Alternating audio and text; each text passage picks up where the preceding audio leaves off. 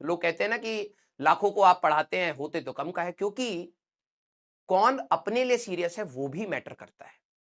सिर्फ टीचर कितनों के लिए सीरियस है ये एक पैरामीटर है, ठीक है, लेकिन कौन अपने लिए सीरियस है ना, वो सबसे बड़ा पैरामीटर है, ठीक है।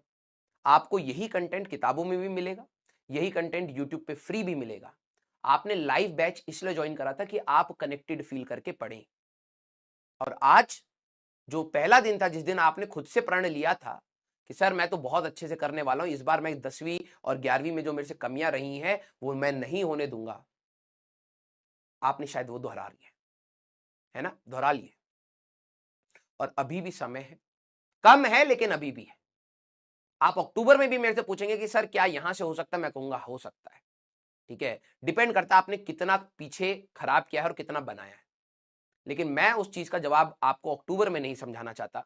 मैं आप सभी लोगों को बोलूंगा, मेरे को पता है आज भी बोलने से कई सारे बच्चे शायद नहीं सुनेंगे, कल कुछ नए बच्चे ज्वाइन होंगे, उनका एटीट्यूड वही होगा, लेकिन जो भी मेरे को अभी सुन पा रहा है, मैं हवा में तीर मार रहा हूं, लेकिन आपके दिमाग में लगना चाहिए ये चीज कि आपको अपनी मेहनत फिर से रीडायरेक्ट करनी होगी उसी तरीके से जिस तरीके से एक अच्छे एस्पिरेंट की होती है।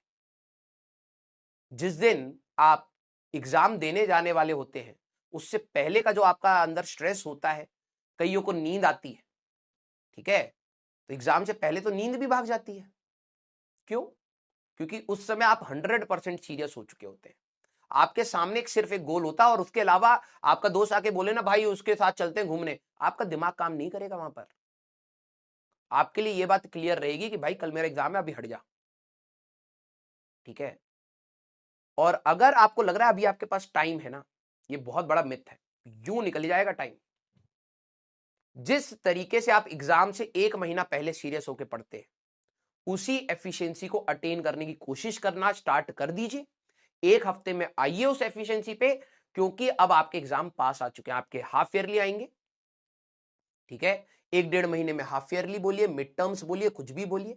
फिर 1-1.5 महीने में आपके प्री बोर्ड्स आ जाएंगे, वहां 11th की रिवीजन होगी, फिर आपका जेईई मेंस आ जाएगा। अब आपका एग्जाम टाइम स्टार्ट हो चुका है बेटा, जेईई मेंस आ जाएगा, फिर आपको 1 महीने का गैप मिलेगा। आप समझ नहीं पाएंगे जेईई मेंस 2 की तैयारी करूं या अपने बोर्ड्स की तैयारी करूं। सर मेरे प्री बोर्ड्स में कम मार्क्स आ गए थे, पेरेंट्स गुस्सा हो गए हैं, वो कह रहे हैं जेईई मेंस छोड़ दो। सर मेरे को तो एडवांस चाहिए थी। वो आपको पहले सोचना चाहिए कि आपको क्या चाहिए और उसके लिए आपको क्या तैयारी करनी है।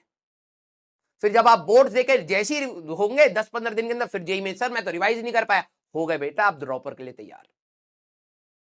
ये कैसे समय आपको पलटेगा ना, आपको समझ भी नहीं आएगा, ठीक है।